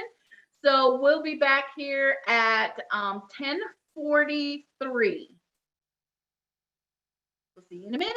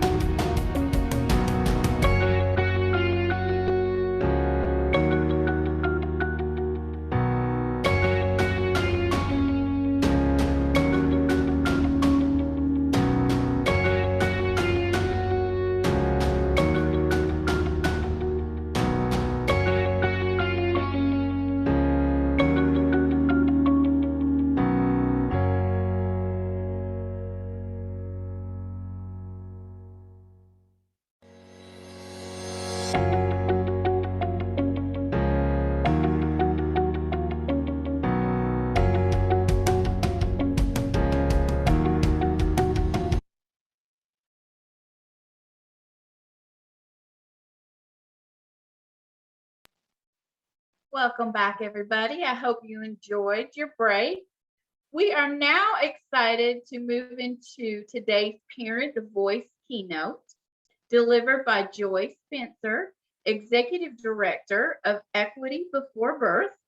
She was recently named one of the 10 to watch nonprofit leaders leading high impact organizations by the United Way of the Greater Triangle here in North Carolina. Joy, I'm going to go ahead and turn it over to you. Welcome. Hey, thank you very much. I am so honored to be here with you all. My name is Joy Spencer. I am the mom of a sweet and sassy three-nager. I don't know if any of you all can relate, but very honored to be here and share a parent and family perspective with you all today. As you probably can relate to, these past couple of years have not been very easy.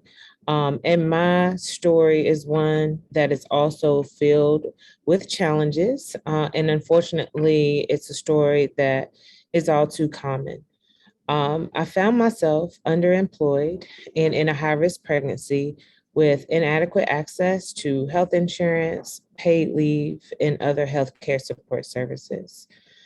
And despite doing all that I could to work overtime to save money for my postpartum recovery, I was unable to secure sufficient funds and resources to spend the time that I wanted at home to bond with my baby. My savings depleted extremely quickly, and I found myself unable to pay rent and struggling to keep my lights on and do basic things like buy groceries and travel from point A to point B. I couldn't get any help paying for childcare because I didn't have a job, and I couldn't land a job because I didn't have the childcare to get through an interview. And so it was a really tough time, but thankfully I am very blessed and fortunate and had the opportunity for my mom to drive 3 hours down to North Carolina to sit and babysit for me for a 1-hour interview. Not everyone has that luxury, opportunity, and resource. But my mom was able to take off work to do that for me. And I went to the interview and I got the job. So because I was able to get the job, I was then eligible to receive some of the assistance that I tried to go for before, like a government funded childcare subsidy, because there was no way, even with the job I had landed, which paid about minimum wage, that I would be able to afford childcare. So let's fast forward. I got the job, I started working, I got the childcare subsidy. My daughter is in a safe at-home daycare center. I'm excelling in my career. I actually transferred careers, got a positive performance evaluation, got a raise, a 2% raise. Very, very happy, but also that put me over the threshold. I was making $14 to $15 an hour at that point, and I lost my subsidy. And so although I was not eligible to receive my child care subsidy, I still was not able to afford child care out of pocket. So it put me back into a moment of uncertainty. And of course, the pandemic hit. So we were all in this perpetual state of uncertainty, stress, job loss, hours being cut, and everything that came with that. In full transparency, I now have a much better financial situation, a much better job, a much better position. I'm in a much better space, but I still struggle to afford childcare. Childcare is just really, really expensive in my area. I'm grateful for the child tax credits because I use that directly to help pay for my childcare. Since my subsidy was cut, I've been perpetually behind on my childcare. Because of my relationship with my childcare provider, I am on a payment plan and I pay what I can every paycheck. But I'm using the child care tax credits to help me to eliminate some of that debt and catch up on my balance. And so I'm very grateful for those. Have not yet quite figured out what will happen or how we'll supplement and replace that income if or when the child care tax credits stop. But that's another worry for another day. For now, just very grateful for that supplemental income to help make ends meet. Um, as I said before, my story is all too common among working American moms and working American families. And I work daily to help wrap families around additional support. There's not a day that goes by in my job that we do not get a request from someone in need of paid leave opportunities, namely paid maternity leave opportunities and or affordable childcare. Um, I am the executive director of Equity Before Birth, and we are a Black maternal health charity organization. Our mission is to save the lives of Black birthing people and their infants by increasing access to critical pregnancy-related services and support. So why do we do this work? So despite the US having the largest healthcare budget in the world, we have very, very poor birth outcomes across the board.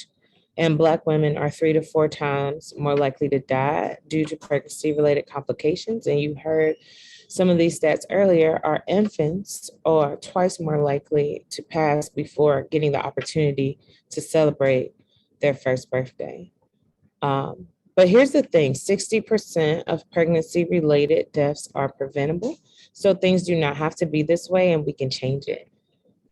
So that's why Equity Before Birth, that's why we do the work we do to eliminate those disparities. There are many systemic barriers causing health disparities, with the root of them all being racism.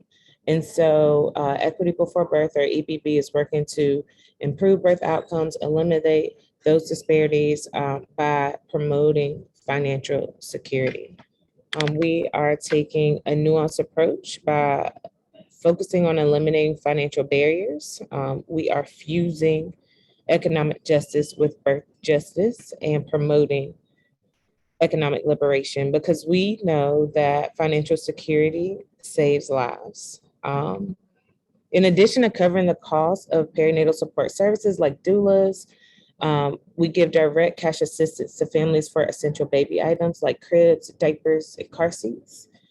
And we also provide supplemental income for working families without full paid maternity leave benefits.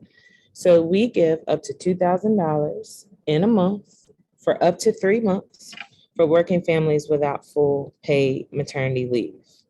We know that 12 weeks of paid maternity leave will save at least 600 infant lives throughout the year. We know that a $1 increase in wages decreases infant mortality in that area by up to 4% annually. We know that many Black working adults cannot afford to take a day off of work because it will be unpaid, regardless of whether they're hurt, sick, or just had a baby. We know that 1 in 4 American moms return to work within 2 weeks of giving birth because they do not have the financial security to stay home with their baby, heal, and things of that nature. And so what we are doing is allowing, families that opportunity to gain those benefits, to stay at home, to heal, to bond, to have that peace of mind. Our work has intergenerational impacts. And a lot of what we do is celebrating families, helping them thrive, and uplifting their stories and showing the power that economic liberation and financial security can have on improving birth outcomes. Because lived experience is expertise, and that expertise is often shared through storytelling. And so we take the power of stories and the power of our experiences very seriously, and there should be nothing about us without us. So if you're listening to this and you're making policy without first listening to those that the policy will impact, you're already missing the mark. And I would encourage you to go back to step 1 and start to interact with constituents and residents and folks with lived experience who will directly be impacted by your decision making. Nowadays, I always exercise my right to voice my praises and my concerns to legislators and their staff. It's a part of me now. It's a part of how I advocate as an individual, and it's a part of how I show up and advocate on behalf of organizations like Moms Rising, who are doing great work. There are often a lot of reactions to when folks, especially elected officials, hear my story. Some reactions are filled with shock and disbelief, and many reactions are empathetic, but most importantly, I've always felt listened to when I take the time to share my story and my experiences.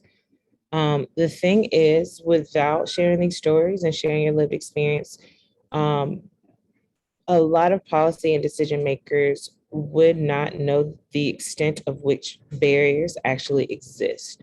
And so we really have to break the silence on that and let folks know which barriers exist so that we can collectively work to break them down.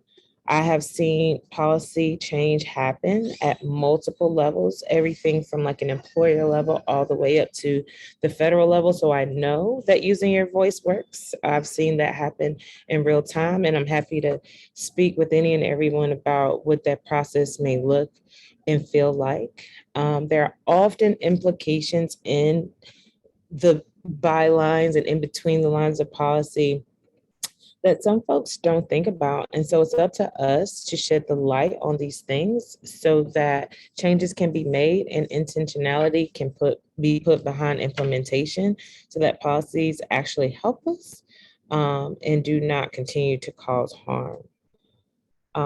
So I guess the question is, can we utilize public policy as a vehicle to help us reduce racial inequity? I say absolutely. I say it's not the end all be all, but it's absolutely a vehicle that can be used. But first, it would require that we implement equitable processes to ensure that we are able to create equitable policy. Through policy, we can close the gaps that exist in accessing quality education, accessing quality child care and job training. Through policy, we can close wage gaps. We have the ability through policy to ensure every working person has access to paid leave opportunities, but we just have to get it done. And we have to make sure that our policies are protecting our families. One of the greatest needs we hear expressed by families literally every day is the need for financial security, money, economic liberation. Money is the root of many of the problems that we see, especially in the midst of this seemingly never-ending global pandemic with jobs being lost and hours being cut. We hear every day about the need for safe and affordable housing and safe and affordable childcare. These are infrastructural challenges and concerns. These are things that can be addressed and resolved, but it's going to take all of us to chip in and do our part, and it's going to take us to uplift our voices, and it's going to take our legislators, staff, and policymakers to listen when we do uplift our voices. We can address this. We see that happening now with the child tax credit. We can address the financial deficits that we have in our communities. We just need to listen and come up with some resolve. So maybe you're watching this and maybe your story is similar to what you're hearing me say. Maybe you can relate in some way. Maybe you're thinking that you are willing to share your experience and leverage your journey to help us achieve some of these critical federal policy milestones, to help us get access to paid leave for all and affordable child care and other things. And maybe you just don't know where to start. And that's okay. I would encourage you to start by sharing your story with the people or the person that you trust the most. They will likely listen and encourage you and have other advice, support ideas, resources, other people that they can introduce you to for you to continue to share your story. And when you're comfortable, keep sharing your story. When you're comfortable, take your village with you and have your village continue to share their story. And when you all are comfortable being together, reach out to decision makers, reach out to leaders, elected officials, policymakers, and their staff. And let's all make sure that we continue to share our story and be heard. We are strong together, and we must learn that and lean on that and lean on one another to continue to amplify our voices and uplift the things that we need. These are structural problems. We're experiencing a lot of structural problems, and so we need federal solutions. More than ever, we need to be listened to band together, and to work towards implementing sound, equitable policy that's really going to enable and help our families thrive. So I really appreciate you all for giving me the time and space and for listening to me and allowing me to share my story. And I hope that you all, have a wonderful rest of your day. Feel free to contact me with any additional questions. I'll try to make sure my contact information gets out to everyone. Thank you so much, Joy. That was wonderful information and inspiring. And thank you so much, and enjoy the three-nature. I love that. They say terrible twos, but it's really the threes that that get you. So enjoy. And thank you so much. Thank you so much.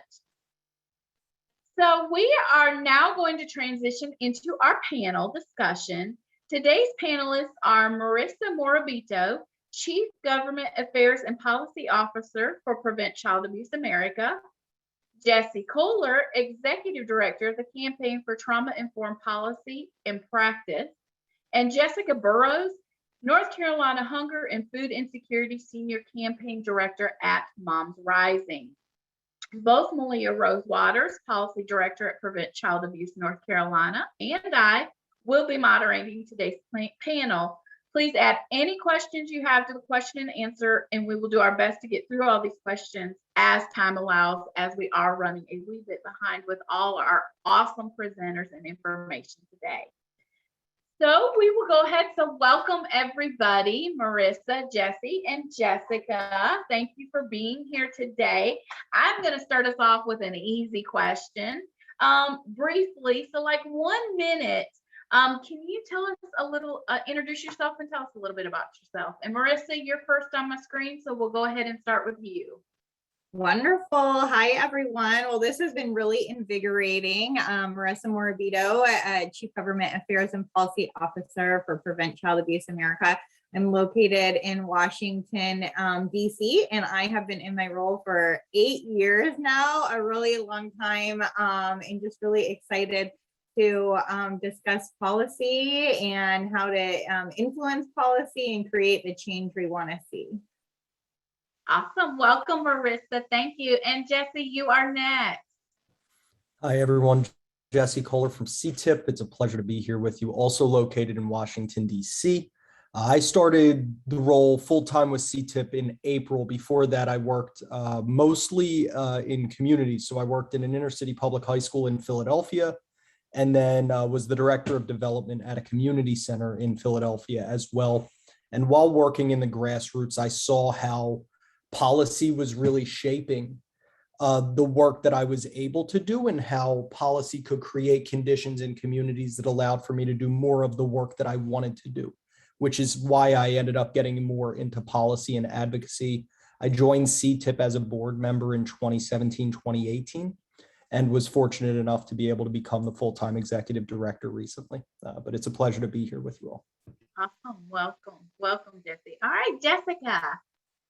Hi, everyone. I'm Jessica. I live in Durham, North Carolina, and I was a longtime volunteer with Moms Rising, and now I've been on staff for 3 years, and I'm grateful to be here.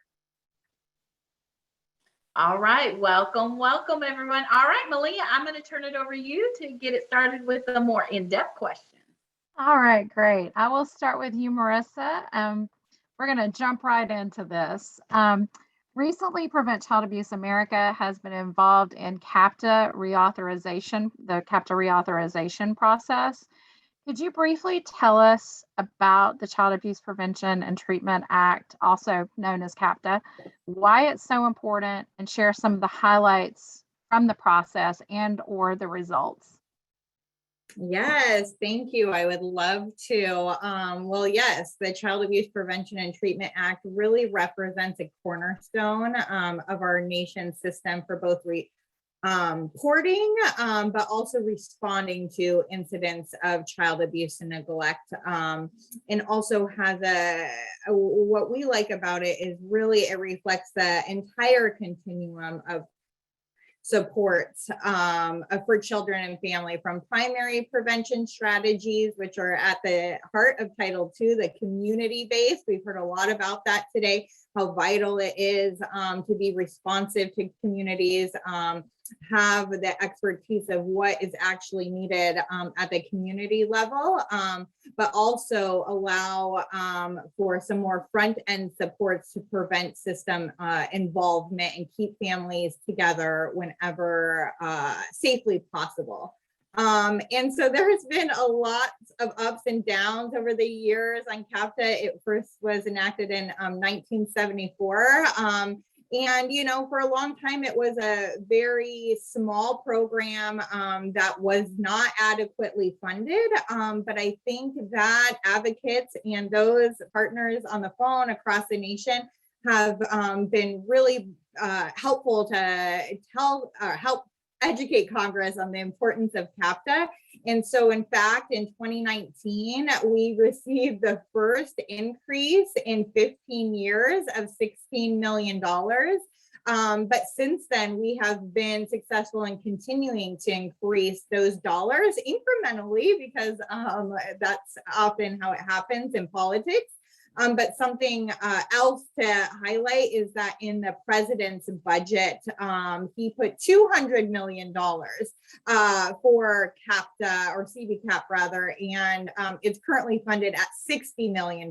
And he just really came out and took a strong stand saying we need to increase supports, especially for Black, Brown, Indigenous, LGBTQ children and families who have been historically underserved or marginalized. So there's a little CAPTA and some recent successes that we are so thankful for.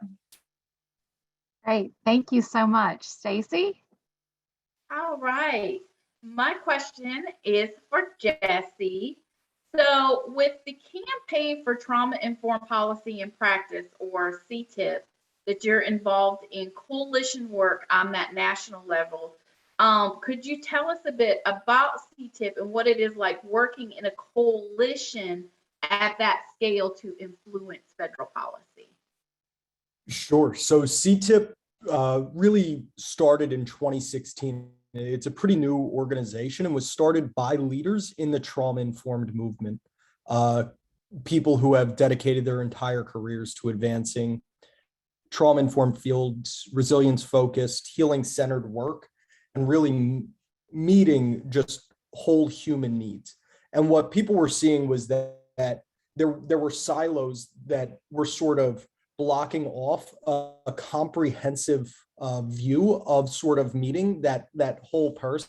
And that was the goal of CTIP. Very large, a bit amorphous. And that was a lot of the first 5 years, was working through that. The way that we were able to sort of gain our footing and find our space was through coalition work, right? Partnering with organizations that were doing this work in various spaces and had expertise in different areas, and being able to sort of bring a different perspective into each of those groups and see where there were through lines, right? See how education and criminal justice systems really do advocate for similar things, though they may not communicate together. And that goes across several different groups, and being able to work across coalitions was sort of how we gained our footing, working with people like the gray panelists that I'm here with today, who have those areas of expertise, getting to gain knowledge from them. And then as we continue to grow, what we found is that, similar to what Sarah was saying, in terms of advocates are strongest when they live as constituents in a representative's district. We are developing an ongoing coalition with the National Trauma Campaign of people who are interested in this work, doing this work on the ground in the grassroots of districts across the country. There's two reasons for that. One is what Sarah shared. the power of the constituent voice when working with advocates. Two is really showing the groundswell of support for this work broadly that will help us move mountains and move Congress sort of universally to show that there are millions of people who are interested in trauma-informed, resilience-focused, and healing-centered work. And as we develop the coalition, what's really cool is that it goes beyond just policy, right? People who are doing this work in communities, finding new innovative practices, are able to share those best practices or promising practices with others, so that way we're not continuously reinventing the wheel as other communities sort of launch their own projects and efforts. And so the coalition work helped us get our footing, sort of raise us and elevate the work of CTIP, and then has sort of simultaneously helped us build the movement exponentially more quickly than we would have been able to, like that African proverb that says, if you want to go quickly, go alone. If you want to go far, go together. And coalition work has really allowed for us to go far. Awesome. Awesome. Thank you so much. I love that. I love that saying. If you want to go far, go together. I love that. I love that. Malia? Jessica, my next question is for you, and I want to kind of switch gears to talk about parent involvement and parent engagement, since that's something that Moms Rising really is an expert as an organization in lifting up the parent voice. So over the course of these institutes, we've received a lot of positive feedback about the parent and the youth voice keynotes, and people have asked a lot of questions in the chat to us about how to engage parents. Like I said, this is Moms Rising area of expertise. If people would like to engage parents in their community on an issue, what are some strategies that they can use to start organizing them? Really, I have to say it's building relationships. And, so much of storytelling campaigns, it's transactional work. And I mean, this is a really bad term, but I've heard it even called story pimping at some points, where people just want to grab people's stories. And so I think that it's critical to be very intentional on developing relationships with people and inviting them to share their own stories rather than sharing it with them. And a key piece of that also is raising awareness of the systemic challenges. Too many people who are struggling feel, and they're kind of told by society that it's their fault that they're struggling. So that by getting the word out that we believe that it's not their fault, that it's the system that has failed them, hopefully it can help people help reduce the stigma and shame so that people feel more comfortable speaking out. One other thing I will say is I'm a social worker by training, and just like Malia, shout out to social workers. But I feel like, it's important. Sharing stories and Jesse would probably agree, in the trauma field, it can be traumatic. And so being mindful, not pushing people to share too much, being available for them. And also, also being available, like, for example, we have a fellowship going on right now with Latinx moms, training them how to share their stories. And a few of them are really struggling. One just had her cell phone turned off, couldn't pay it. They're struggling with work. So I guess being mindful of the struggles that people are going through, and being willing to try and connect people and go that extra mile. One other thing I will say is that everyone who does share their story works with our media team about crafting their story into an impactful, concise piece, just like Joy shared earlier. It's not a natural skill. Like, oftentimes when you ask people to share their story, they'll start from the beginning. when they were born or when their child was born, but helping people figure out what is like the real crux of the story is a real skill that people can be trained in and get guidance in working on. Yeah, relationships are key, and building those trusting relationships really are just so important across coalition building, collaboration, and also engaging parents. And I appreciate that you also mentioned how it's important to share a story in a safe space where, people aren't, forced to share their story or made to feel uncomfortable by sharing their story, that it really is a skill. And that we just want to make sure that if we're asking people to share their stories, that we have the skills also to manage that process. So I'm glad that you brought that up. Thank you. Stacy? All right, we're going to circle back around to Marissa. So Marissa, many of the people that are attending today's institutes are providing direct services to families in their communities across North Carolina. How might that funding in capita, the Child Abuse Prevention Treatment Act, show up in their local community? Thanks for the question, and thanks to all of you out there who are direct service providers. That proximity to the field and on the ground experience is so vital to helping us secure increases for these programs to support families. And yeah, so on the ground, and I did look at how North Carolina specifically spends some of their dollars, but on the ground, this really could look like vital supports, including voluntary home visiting services, community parent support programs, parent cafes, mutual support programs, early childhood and childcare programs, fatherhood programs, safe sleep. I mean, why we like CAPTA so much is because it is so flexible and really allows communities to select what is most needed for them. It could look like a family resource centers. There's a lot of coordination and connection to mental health, substance use, domestic violence services, but also there's the concrete supports if families need transportation, food pantries. So, a lot of great things in there that we're just looking to expand, be able to serve more families. Thank you so much, Marissa. Thank you so much. All right, Malia.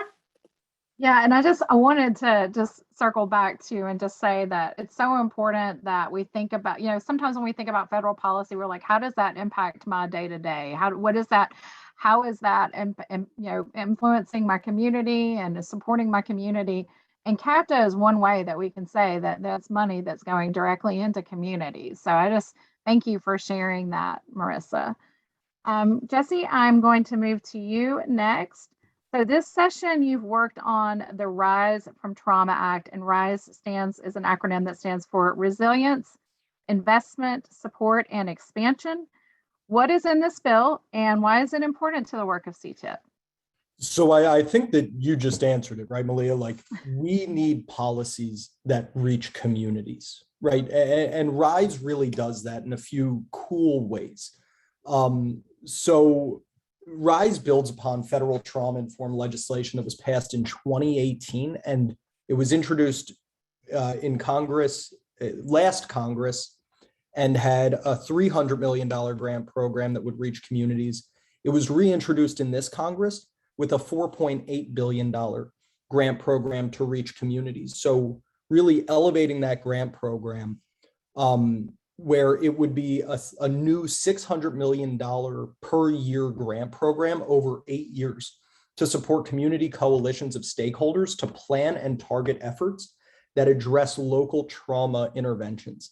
So promoting resiliency. What's really cool is that this isn't like telling communities how to do their work. It is providing the opportunities for communities to decide what those efforts look like for them, right? It's not enough money to reach every community across the United States, but it is a significant investment in communities targeting these efforts. And in addition to that, RISE also creates a new grant program for hospital-based trauma interventions for patients with violent injury, overdose, and suicide attempts. It expands the number of federal grant programs that can deliver trauma services. It establishes training and certification guidelines to enable insurance reinvestments for community figures. And then there is a whole slew as well of workforce development sort of investments to continue to raise consciousness and awareness of how ACEs and trauma impact the mind, body, and spirit, as well as promising practices to promote resiliency and healing throughout communities in various key community figures' works. And so the Rise from Trauma Act has been a key piece of legislation that we've been focusing on. And what's also very exciting is that it's bipartisan, right? When it's been introduced, it's co-sponsored by Senator Durbin and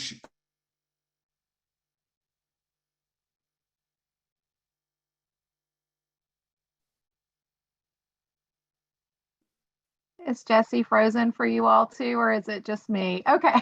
Unfortunately, yes.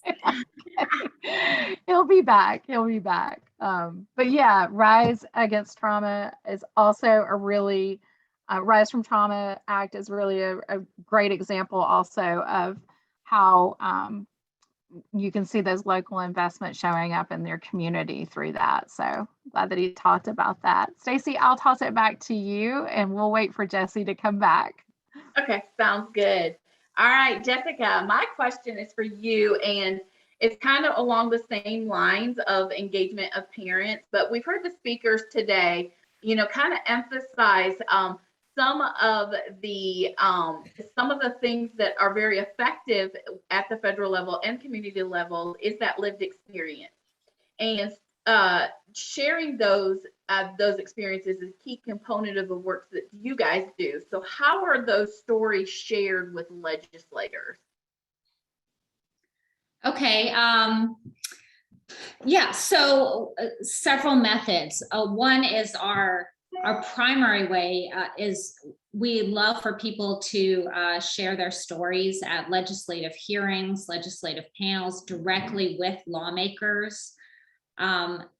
And we will pay to fly people to DC or into the state capitol and prepare them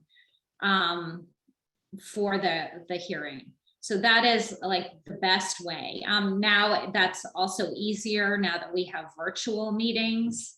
It makes it more accessible for more people to speak directly to lawmakers. We also send videos. And really one of our primary tools is we collect people's written stories and put them into storybooks. So back in the day before the pandemic, we would take these beautiful storybooks that would have everyone's story in them and deliver them to every lawmaker going door to door. And Malia knows because she's done this too. And it's very powerful. It has each story, the person can choose to give their name or not, but we put the city where it comes from. And so people can see, like lawmakers can see which of their districts are represented. And this past year, the storybook we did, we emailed it to every lawmaker. So we use them in that way. Also, I was recently on a call with the staff of a federal lawmaker, and they were bringing up how how they were not necessarily in support of the child tax credit and felt like many families used it to buy drugs or whatever, and that was just kind of their feeling. And so luckily we had gathered stories from people across the country on saying how they use the child tax credit. So we had prepared stories from that person's state and were able to share those words directly with the lawmakers' staff. And so that was powerful. Awesome. That's a neat idea, storybooks. I love that. An awesome idea. Thank you so much. Malia, I'm going to go ahead and turn it over to you. Since I see Jesse's back, I want to just check in, Jesse, to make sure that we covered everything that you wanted to say in your question. Yeah, one of those things where, you see everybody else freeze and you're like, man, everybody froze. And then it hits you that, no, you're the one that froze. So I'm not sure exactly where I left off. Just really quickly inputting that this is a bipartisan issue. Trauma is nonpartisan, frankly. And regardless of the perspective that someone comes from, there are different issues that people care about, but they all have roots back into trauma, and being able to leverage those and a lot of the skills that Sarah was talking about in her advocacy workshop are critical to garner support from all people who serve their constituencies, because in one way or another, preventing ACEs, reducing trauma, promoting resiliency and healing across the lifespan is key to what they care about. Yes. Thank you. Thank you.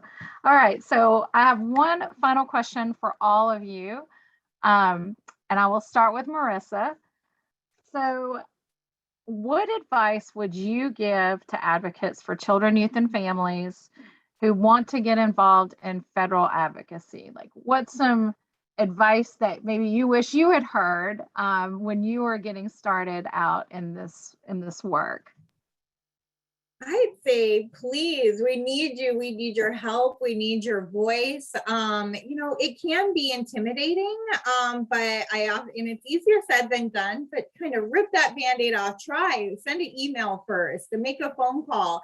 And sometimes I stumble, right? And it's not exact science. That's important to know, but you get in there and you see what works. You tell story, you can use data, but really talking from your own experience, doing a little research before you get in there. Were they previously a teacher? Maybe can you find the common ground? Were they a pediatrician? And I think Sarah said, you can even have you ever seen them at a grocery store? And there's, I just say stick your toe in and you'll find that it's actually rewarding and fun. But more importantly, all of us need you to help really influence change. And so please start. You can also go to our website. We have where you can just kind of one click and send an alert on, and you can access them in the local district. You don't have to be in DC to talk to your lawmakers. And so we just urge you to take action. So just do it, right? Like just do it. Try. Yeah, that's right. Jessica, I'll go to you next. What's some advice? Okay. Yeah. My main piece of advice is don't do it alone. Find the group that aligns with your interests and join them, because they can help you do it quickly, easily, and you don't have to reinvent the wheel. And also, like Joy said, go with your village, find your community. What kept me with Moms Rising is finding my sisterhood, of which Malia is a part, and being able to, this is stressful, people can burn out, but finding people there that keep you energized and, keep you going is really important. And make it fun. So Moms Rising, if we are open, I'm not gonna really put in a plug for us, but you can find us at momsrising.org. We put out calls for people. Like our latest campaign was we did a caregiver parade where we sent out an email to all our members. We have over 1 million across the country, and said, who wants to put on a caregiver parade? And about 50 people signed up. We sent them costumes of caregivers. They got to pick their own costume for their kids, like teachers, nurses, whatever. And they videotaped themselves parading around their neighborhood and saying what caregivers mean to them. And then we put them all together, and we're sending that to lawmakers to help get Build Back Better passed. So doing things that are gimmicky, fun, involve the family.